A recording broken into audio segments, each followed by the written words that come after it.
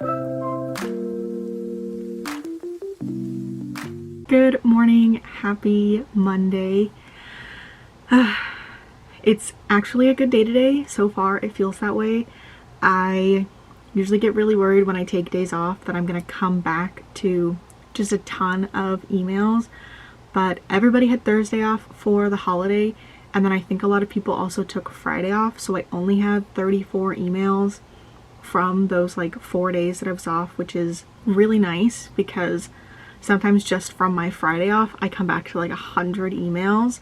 So I was really expecting more, but it feels like it's gonna be a good day today, good week. And I wanted to update you guys. I finished Nona last night. I technically wasn't supposed to finish it until tonight, but I was just really enjoying it and I wanted to finish it early, which I'll explain in a second. But I really liked this. I still only gave it a 4 out of 5 stars. I don't feel like it was as good as Gideon the Ninth, but it was good in a different way. So in this one, we are in like a city. It's got a lot less necromancy, science, magic, things like that, which the necromancy and the talk about the bones and the thanergy and thalergy can really confuse me, and since we didn't talk about that a lot in this one, I feel like that's why I read it so much quicker. I think when I read Harrow and Gideon, it took me about 2 weeks, and this only took me 1, which is really good. And I was looking on GOODREADS and on Instagram, just online in general, for any hint of when Electo is going to come out, because I had it down as coming out like this year. And when I checked GOODREADS to see if like a specific date had been listed, I saw that it had been pushed back to 2025, which really sucks. That's why I was like pushing to finish Nona this month, or this, soon, so that I could read Electo. I guess I didn't have a month down, I just had down that it was coming out this year, but I don't see a date for it, unfortunately. And like I said, I thought it was 2024. Looks like it got pushed back to 2025. And there's like no presence of the author anywhere. She had some issues, I remember, in like 2020 with some fan fiction that she'd written years before, and she just completely got off of social media. So there's nowhere to really check for updates on this series. I even looked to see if there was like a website maybe for the series specifically, but I couldn't find anything, nothing on tour.com, other than the fact that Nona came out as a paperback this year. So I don't really know what's going on with the next series, but like I said, I really enjoyed this. I enjoyed Nona's character. I don't know who she was supposed to be. Anastasia, Annabelle, whichever one it is, Electo. I feel like all 3 of them are potentially the same person. Gideon is back, which I'm super excited about. I love Gideon's character. I love just how blunt she is, the way that she speaks. Like, she really just cracks me up. For a second there, I thought that she had partnered with Ianthe, but she had only so that she could double cross her in the end, which I shouldn't have even doubted Gideon in the first place, but I did for like a moment. There was a scene where it seemed like she was going to be helping Ianthe and not doing what she thought was best for Harrow. So I really enjoyed it. I don't want to like spoil anything, and the series can be kind of hard to talk about, but the whole thing is basically from Nona's perspective. Nona is in Harrowhark's body.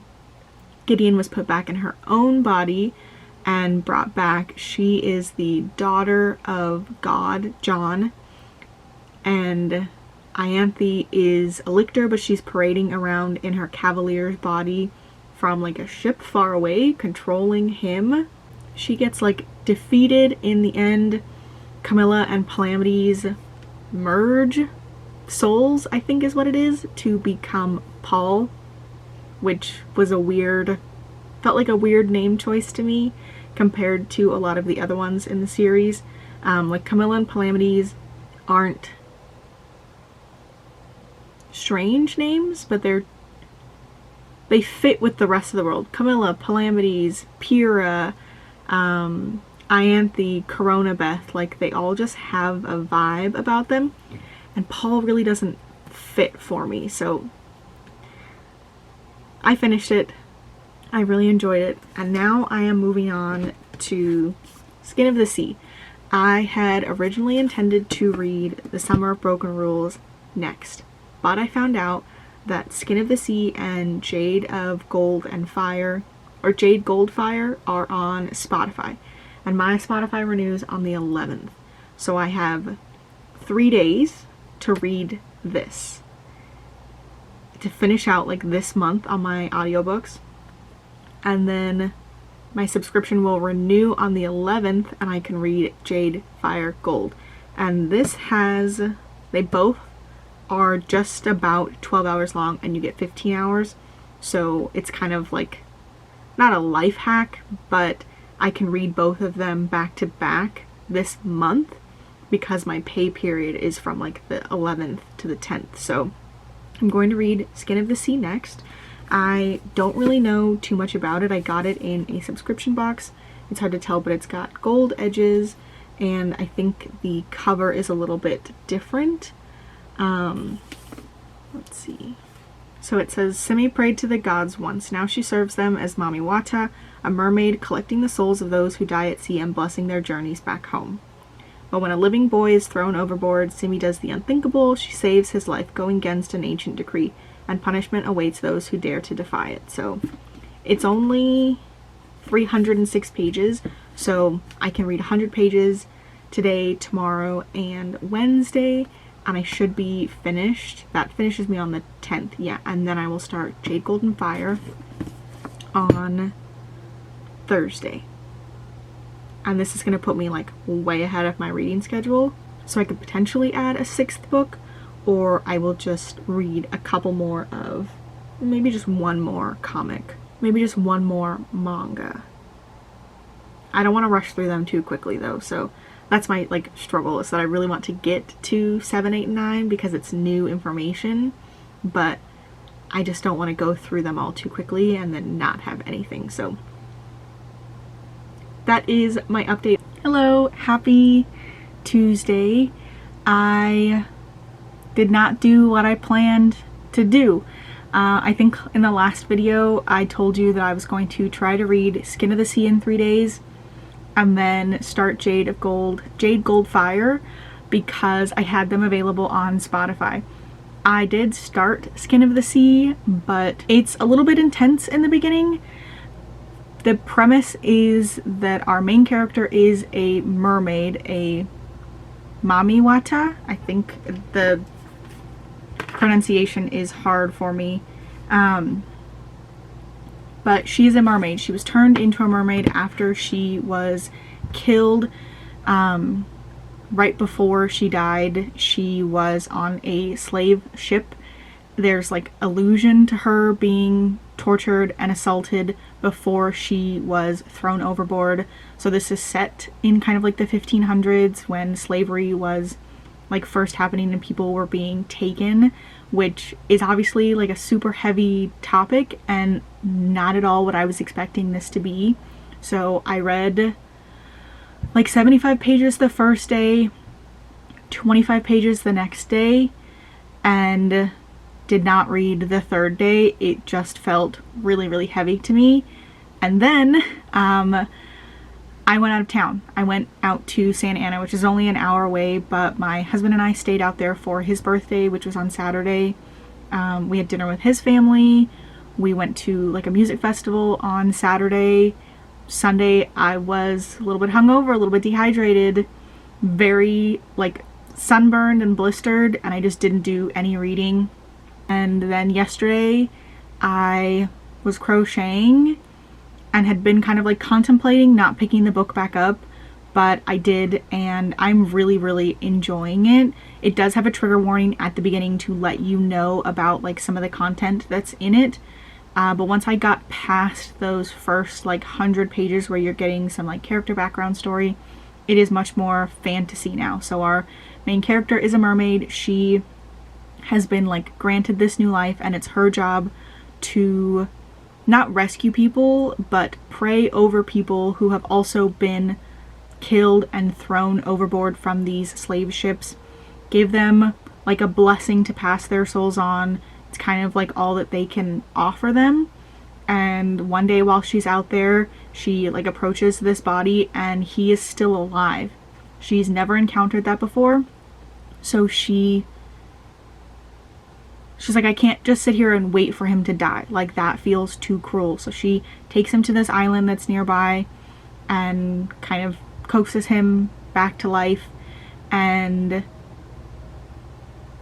their like goddess finds out and says, you have broken like an ancient rule, and now this other vengeful god is going to be coming for us. So she takes Kola, I think is his name, yeah, back to his village. That's the plan. She's going to take him back to his village. He's going to guide her to this like almost shaman guy, the Babaloa, who is going to help her get these rings that are supposed to help her goddess defeat Eshu, who is the god that is like second in command to their highest emperor god, but who is kind of getting tired of being in that second tier position and craves more power and is wanting to essentially overthrow their like top god. It's really good. Now that it's becoming more of a fantasy story, I'm really enjoying it. It was just really, really heavy at the beginning, and I was like, I don't know if I can read this, just because I do get really affected by the things that I watch and read sometimes. So I had to basically just set it aside for a couple of days. I'm back to it now. I'm 195 pages in. It's only 306 pages, so I think I can finish it tonight and then start Jade Gold Fire. I will only be able to listen to like 8 or 9 hours of Jade Golden Fire on, but I'm hoping by then I will be enough into it to just be able to finish it on my own. So it's the 16th. I have 3 more books after this, and then I did want to read volume 5 for Frieren, so I will update you when I have finished this and hopefully started Jade Gold Fire. I also just wanted to say, like, this hardcover is so stunning. I just love this and think it's so beautiful, and I wish more books did like designs on the hardcover and just did the hardcover, not the sleeve. The sleeve is really beautiful, but I don't know, something about this I just prefer, and I love doing this so much. I just prefer this. I wish more publishing companies did this, but I will update you when I have made some progress. Good morning, happy Wednesday. I said I wasn't going to update you guys until after I had also started Jade Gold Fire, but if I have to give you info on 2 books, then this is going to take a really long time, and this vlog is already getting a little bit long, and I don't want to add an 8-minute clip. But I finished Skin of the Sea last night while I was crocheting. I did really enjoy it. It's like a Little Mermaid, dark Little Mermaid retelling. Even when you read the like acknowledgement in the back, the author talks about having always loved that story, and I did get that vibe. Our main character is a mermaid who falls in love with a human. She cannot kiss him, otherwise she will turn into just like sea foam, and she makes a deal with this like underwater god Ursula, but he is more of like a Hades. She asks him for help in defeating Eshu, who is this like second tier god. He's the messenger for their supreme god between heaven and earth. He sends messages back and forth from them, almost like Hermes. I'm trying to relate this to like Greek mythology. He's kind of like Hermes. He's God's messenger, and he is tired of that rank. He doesn't want to be number 2 anymore. He thinks that the people on earth have been let run free. The other Orisha, which are the other like secondary gods, have been allowed to just run free and do whatever he wants. And he thinks their main god is Olodumare. The pronunciation is really hard for me. But if he is able to like get these rings from these twin siblings who have like abilities, then he can be stronger than Olodumare and the other Orisha and like remake the world in the image that he wants it, essentially. But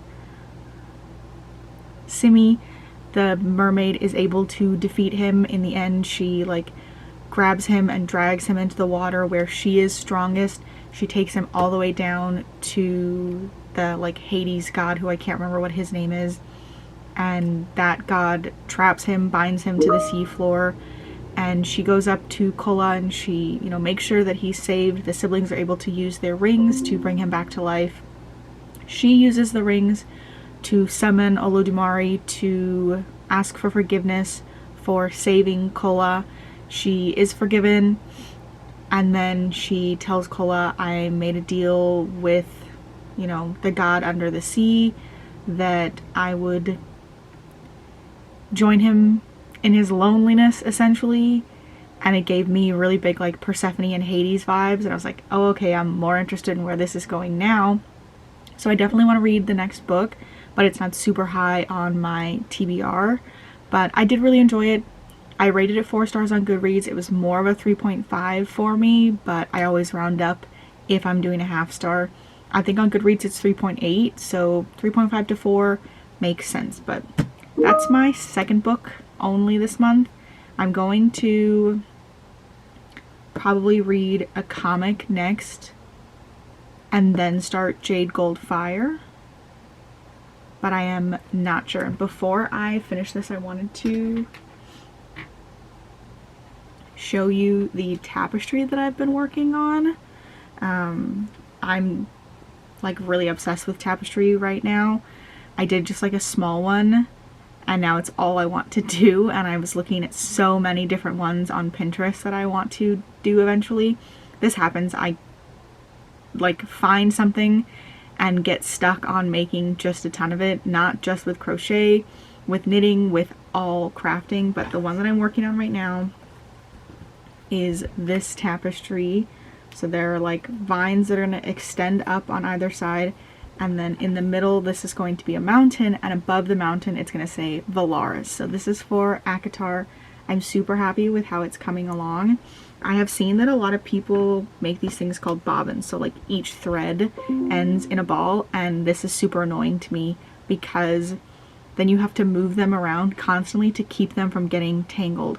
But I saw this guy on TikTok who says that he just, every time he needs a color, he just does a long strand. So I'm getting to the end of this one, but he just does like a long piece of string, and then you're able to just pull them and untangle them really easily, instead of having a bunch of these that get knotted up and you have to move them around carefully to untangle them. You can't just pull them because this will just unravel or it will get stuck. So I have a separate strand for each like a color section. So I have one for here, one for this white, one for this tiny blue, one for this tiny white, one for this blue, one, like every single one, and it just makes it so much cleaner. Like I've been doing it for like just this section, and here looks so much neater than down here. This is my first like large one, and I'm gonna hang it on the wall over here above my chair where I moved it, and I'm so excited. But I just wanted to show you that that's what I am working on. I am going to end this vlog here. Thank you so much for watching. If you like this video, please give it a thumbs up, subscribe, comment down below. Let me know how your July has been going. I would say the last 2-3 months have just been really good for me. I've had a couple bad days, but nothing that has been really, really bad, which I am just like so grateful for. I had a great time celebrating my husband's birthday. He is leaving for a fishing trip for Mexico this Friday. Yeah. So I think as of Monday next week, I won't hear from him for about 5 days. And I'm like trying to buy him things to make sure that he doesn't get dehydrated, that his phone can stay charged just in case. But I'm looking forward to that week because it means I can cook things that I want to eat that he doesn't like Spam and potatoes. He's not a fan of Spam. He's also not really a fan of chorizo, and I love that with like eggs and potatoes. So usually on this week, or just on a week when he's not here with me, I make all of the meals that I like to eat but that he isn't a fan of. So I have my can of Spam ready, and I need to grocery shop and go get a few other things just for me. That is how I like try to make it fun, the fact that he's going to be gone for a whole week. So thank you so much for watching, and I will see you in the next one. Bye!